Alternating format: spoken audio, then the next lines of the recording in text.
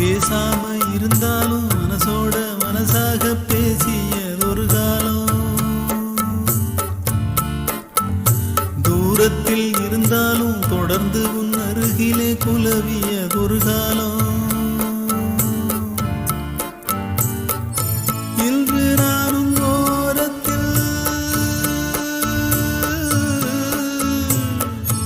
இன்று நானும் ஓரத்தில், என் மனது தூரத்தில், வீதியில் இசைத்தாலும் வீணைக்கு இசையுண்டு, வீடாகி போகாது கேட்கின்ற நின்று வேங்குழல் பாடுது வீணையோடு.